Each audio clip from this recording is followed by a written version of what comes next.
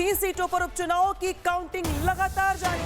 दतिया, मांजलपुर और अलग अलग सीटों पर, जिसमें 3 राज्यों की 3 सीटें हैं, जिसमें बिहार की बांकीपुर सीट भी है, और तीनों ही जगहों पर उपचुनाव में के बाद काउंटिंग लगातार जारी है। वोटों की गिनती लगातार जारी है।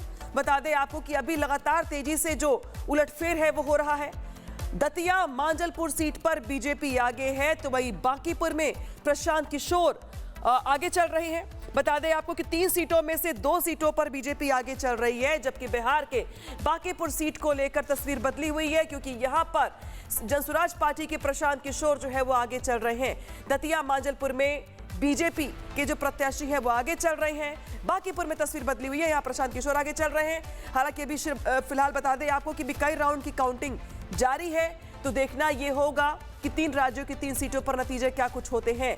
बता दें आपको कि फिलहाल 3 सीटों में से 2 सीटों पर, जिसमें मांजलपुर और दतिया है, इन दोनों सीटों पर बीजेपी के प्रत्याशी आगे चल रहे हैं, तो वहीं बांकीपुर में प्रशांत किशोर आगे चल रहे हैं। सीधे रुख करेंगे अपने वरिष्ठ सहयोगी प्रकाश जी का। प्रकाश जी, फिलहाल जानकारी यह है कि जो शुरुआती रुझान है उसमें प्रशांत किशोर आगे चल रहे हैं, और क्या जानकारी काउंटिंग को लेकर? देखिए, पहले राउंड का रुझान आ चुका है, दूसरे राउंड का भी वोटर को गिनती के रुझान आ चुके हैं, लेकिन आधिकारिक घोषणा नहीं हुई है। दूसरे राउंड में भी प्रशांत किशोर जो है 1500 कुछ वोट से आगे चल रहे हैं, जो सूत्र बता रहे हैं।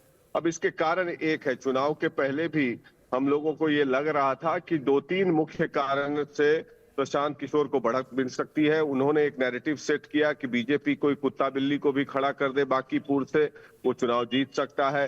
दूसरा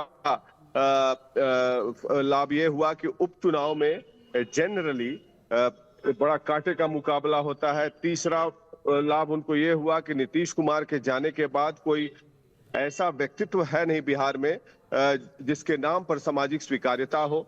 तो प्रशांत किशोर ने क्या किया कि एक ब्राह्मण होने के नाते अगड़ी जाति के वोटरों में पेनिट्रेशन किया, और सबसे बड़ी बात कि ये जो अभी प्रोटेस्ट हुआ उसका भी लाभ मिला उनको, और आरजेडी के वोटों में बिखराव हुआ। मुस्लिम वोट प्रशांत किशोर की तरफ दिखे, और आरजेडी को छोड़कर कुछ यादव वोट में भी सेंधमारी हुई। तो बहरहाल लबुलबाब ये है कि सारे समाज के वोट मिले हैं, कड़ा टक्कर होगा। लास्ट तक 31-32 राउंड की वोटिंग होगी। देखना है कि आगे क्या होता है। अभी फिलहाल जो हमें पता चल रहा है कि दूसरे राउंड की काउंटिंग में 1500 कुछ वोटों से प्रशांत किशोर आगे चल रहे हैं।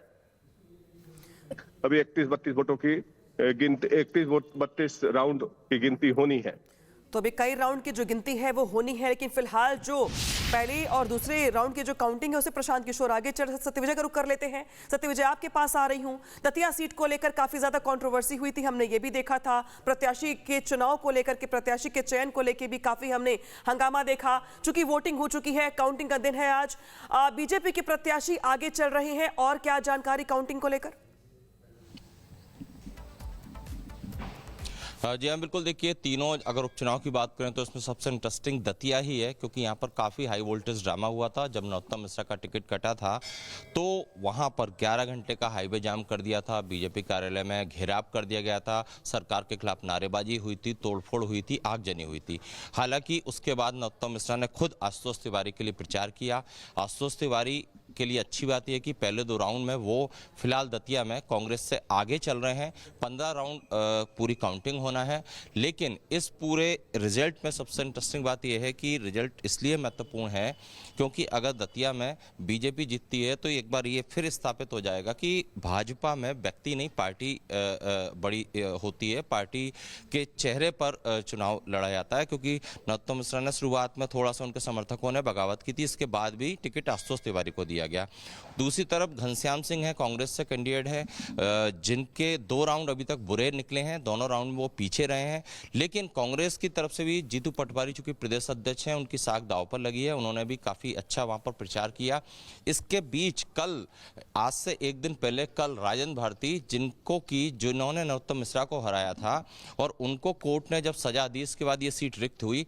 लेकिन घनश्याम सिंह जो कि अभी कांग्रेस के कैंडिडेट थे, उन्होंने राजेंद्र भारती पर भित्तरघात वितरघात के आरोप लगाए थे। इसके बाद कल पार्टी ने राजेंद्र भारती को कांग्रेस से निलंबित कर दिया है। तो दोनों ही पार्टियों की साख दांव पर लगी है। अभी 2 राउंड हुए हैं, 15 राउंड पूरी काउंटिंग ये चलना है। धीरे धीरे रुझान और साफ होते जाएंगे कि पाला किस करवट बैठने वाला है। तो सत्यविजय यहाँ पर अहम जानकारी साझा कर रहे हैं। सत्यविजय, फिलहाल शुरुआती ये रुझान है, हालांकि बीजेपी के प्रत्याशी आगे चल रहे हैं, लेकिन यहाँ पर बहुत सारे फैक्टर्स प्रभावी रहे हैं। और जिस तरीके से स्टूडेंट का प्रोटेस्ट हुआ, अलग अलग मुद्दे जो थे, करप्शन के कई मुद्दे से निकल के सामने आए, और कौन कौन से ऐसे मुद्दे हैं जो इस बार के उपचुनाव को इंटरेस्टिंग बना रहे हैं। महत्वपूर्ण बात यहाँ पर यह भी है कि कांग्रेस की भी साख यहाँ पे दांव पर लगी हुई है। जी हाँ, देखिए, सबसे इंटरेस्टिंग बात तो यही है कि मोहन यादव सरकार को अभी 2.5 साल हुए हैं, और इस बीच ये उपचुनाव कहीं ना कहीं ये बताएगा, अगर भाजपा जीतती है तो, कि जनता मोहन यादव सरकार को पसंद कर रही है। दूसरी तरफ, जैसा कि मैंने पहले भी कहा कि अगर आशुतोष तिवारी जीत जाते हैं तो ये फिर से स्थापित हो जाएगा कि भाजपा में पार्टी मुख्य होती है, कोई कैंडिडेट जो है प्रत्याशी मुख्य नहीं होता है। तीसरी बात यह कि राजेंद्र भारती पर जो वितरघात के आरोप लगे हैं, तो ऐसे में क्या घनश्याम सिंह के लिए प्लस माइनस होगा?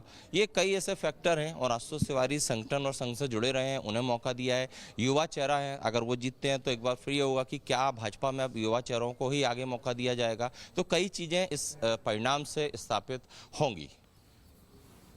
तो सत्यविजय यहाँ पर अहम जानकारी साझा कर रहे हैं, बता रहे हैं कि फिलहाल 2-3 राउंड की जो काउंटिंग है वो हो रही है, अभी कई राउंड की काउंटिंग होनी बाकी।